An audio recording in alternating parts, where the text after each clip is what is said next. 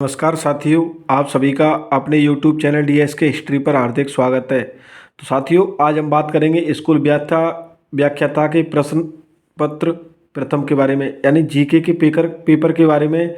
इसमें क्या है, देखते हैं आज हम कि स्कूल मैनेजमेंट यानी शैक्षिक प्रबंधन के कौन कौन से प्रश्न अब तक पूछे जा चुके हैं। यानी जो परीक्षा 2022 में हुई, 2018 में हुई, 15 में हुई व 2013 व 11 में के प्रश्न पत्रों में कौन कौन से हमसे शैक्षिक प्रबंधन यानी स्कूल मैनेजमेंट, कौन सा सब्जेक्ट, स्कूल मैनेजमेंट। तो हम देखते हैं कि स्कूल मैनेजमेंट के हमसे अब तक कौन कौन से प्रश्न पूछे गए हैं।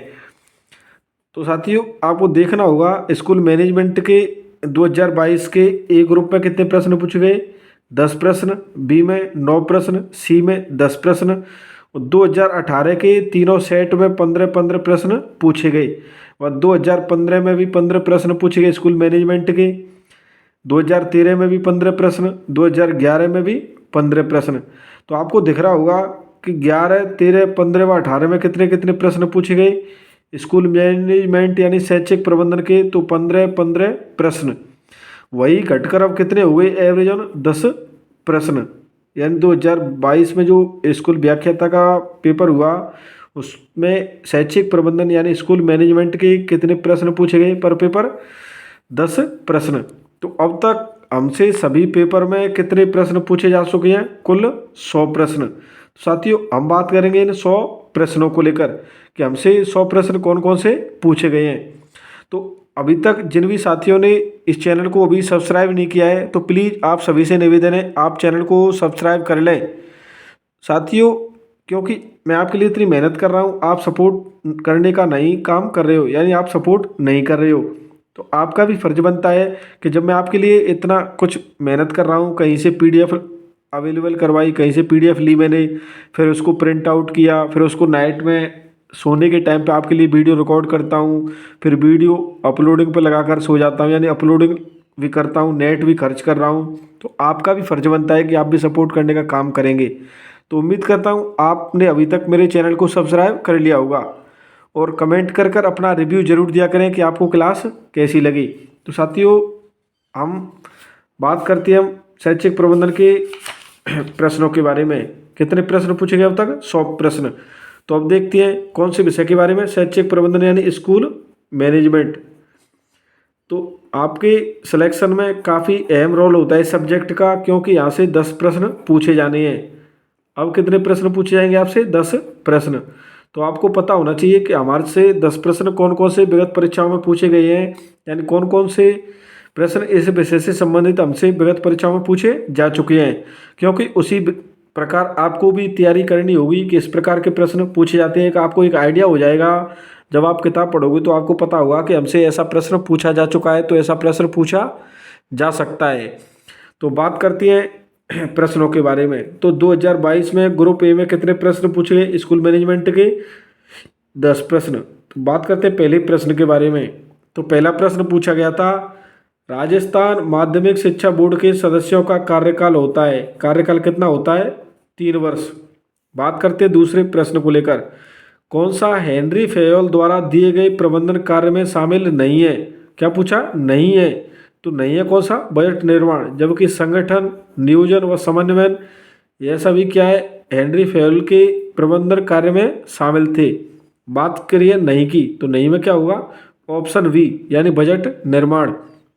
अब बात करते हैं प्रश्न 3 को लेकर। पहली से 5वीं कक्षा के लिए यदि एक कक्षा में 61 से 90 के बीच छात्र भर्ती हैं तो आरटी की अधिनियम 2009 के तय अनुसार कितने शिक्षकों की आवश्यकता होगी। यानी 61 से 90 के लिए कितने टीचर चाहिए, ये पूछ रहा है प्रश्न में। तो इसका आंसर था ऑप्शन डी यानी 3 अध्यापक। अब पूछा है आरटी अधिनियम 2019 की धारा 25 किससे संबंधित है, यानी संबंधित किससे है। तो यह क्या है, छात्र शिक्षक अनुपात से, यानी ऑप्शन सी। अब बात करते हैं 5वें प्रश्न को लेकर। तो आर एस यानी RSCERT का विस्तारित रूप है। तो प्रश्न पूछा गया था RSCERT का विस्तारित रूप है, यानी इसकी फुल फॉर्म क्या है। तो इसका क्या था, Rajasthan state council of educational research and training, यानी ऑप्शन ए। अब बात करते हैं प्रश्न संख्या 6 के बारे में। तो निम्नलिखित में से कौन सा कार्य शैक्षिक प्रबंधन से संबंधित है? शैक्षिक प्रबंधन से संबंधित कौन कौन से कार्य हैं?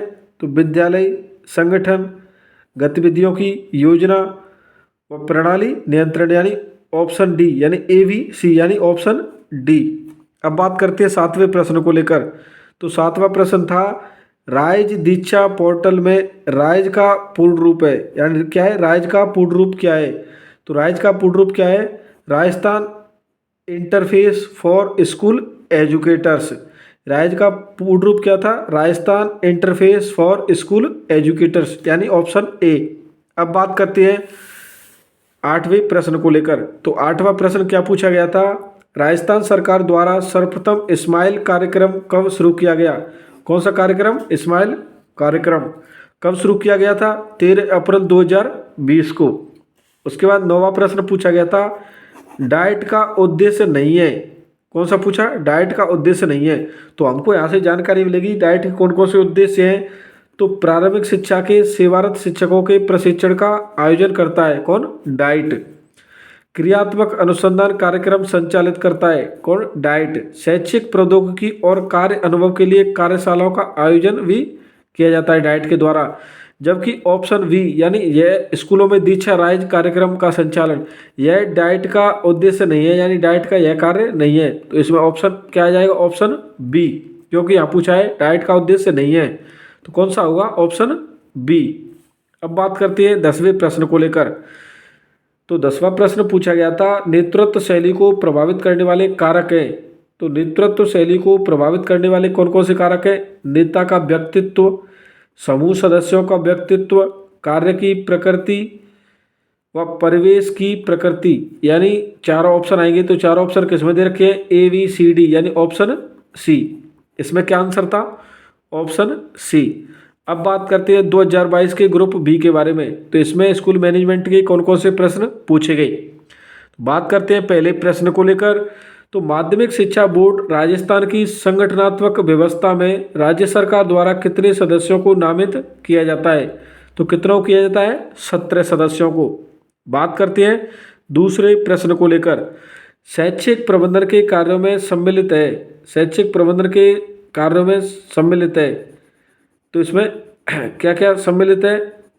इसका आंसर आपको बताना होगा, क्योंकि यहाँ पर क्या है, बोनस दे रखा है और इसका मुझे भी करेक्ट आंसर अभी मेरे ध्यान में नहीं आ पा रहा है, तो आपको यह प्रश्न अच्छी तरह देख लेना होगा। तो बात करते हैं तीसरे प्रश्न को लेकर। निम्नलिखित में से कौन सी शैक्षिक पर्यवेक्षण की विशेषता नहीं है? क्या पूछा है? विशेषता नहीं है किसकी? शैक्षिक पर्यवेक्षण की। तो कौन सी विशेषता नहीं है? औपचारिक मात्र, यानी मैत्रीपूर्ण एवं प्रजातांत्रिक, यह शैक्षिक पर्यवेक्षण की विशेषता है। शिक्षण अधिगम प्रक्रिया में सुधार लाना, संपूर्ण शैक्षिक संरचना का विकास, यह तीनों क्या विशेषताएं, जबकि औपचारिक मात्र की क्या विशेषता नहीं है। अब बात करते हैं प्रश्न नंबर 4 को लेकर। राजस्थान राज्य शैक्षिक अनुसंधान एवं प्रशिक्षण संस्थान, यानी SIERT, जो SIRT के नाम से जाना जाता है, कि स्थापना किस दिन एवं वर्ष हुई? यानी क्या पूछा है? SIRT की स्थापना। तो आपको पता होगा कि SIRT की स्थापना कब हुई थी? 11 नवंबर 1978 को, यानी ऑप्शन बी। अब बात करते हैं 5वें प्रश्न को लेकर। तो 5वां प्रश्न पूछा गया था, RT अधिनियम 2009 की अध्याय 4 किस क्षेत्र से संबंधित है? तो यह किस क्षेत्र से संबंधित है? विद्यालय और शिक्षकों के उत्तरदायित्व से। बात करते हैं 6वें प्रश्न को लेकर। State initiative for quality education, यानी SIQE कार्यक्रम के तहत निम्नलिखित में से कौन सी SIERT के लिए तय की गई भूमिका एवं जिम्मेदारी नहीं है? क्या पूछा है? नहीं है। तो इसमें कौन सा ऑप्शन था? यानी ऑप्शन ए। बात करते हैं 7वें प्रश्न को लेकर। 7वां प्रश्न पूछा गया था, राजस्थान राज्य में वर्तमान में कितनी डाइट उपलब्ध है? तो डाइट कितनी वर्तमान में उपलब्ध थी? Answer D, 33। बात करते हैं 8वें प्रश्न को लेकर। 8वां प्रश्न पूछा गया था, निम्नलिखित में से कौन सी प्रजातांत्रिक नेतृत्व की विशेषता नहीं है? तो कौन सी विशेषता नहीं थी? प्रजातंत्र नेता के उस्ताद के रूप में सेवा देते हैं, ना कि कर्ता के रूप में। जबकि ऑप्शन ए, यह परोपकारी उद्देश्य तथा बिना किसी पुरस्कार की लालसा शासित होती है। प्रजातांत्रिक नेतृत्व की विशेषता देखेंगे तो ऑप्शन ए सही था। ऑप्शन बी, अन्य व्यक्तियों की का कल्याण इसका मुख्य लक्ष्य है, तो यह भी सही था। जबकि ऑप्शन डी, प्रजातांत्रिक नेता अप्रत्यक्ष सलाह और स्वयं उदाहरण प्रस्तुत कर निर्णयों को निष्पादित कर कार्य को सुनिश्चित करते हैं, तो यह तीनों सही थी। जबकि ऑप्शन सी क्या है, सही नहीं था, यानी यह विशेषता नहीं थी।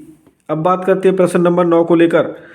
तो निःशुल्क और अनिवार्य बाल शिक्षा का अधिकार अधिनियम 2009 की धारा 29 की उपधारा ए द्वारा प्रदत्त शक्तियों का प्रयोग करते हुए केंद्र सरकार द्वारा किस संस्थान को प्रारंभिक शिक्षा के लिए पाठ्यचर्या तथा मूल्यांकन प्रविधि निर्धारित करने के लिए हेतु अधिकृत किया गया है? तो किसे किया गया है? एनसीईआरटी। किसे? एनसीईआरटी को।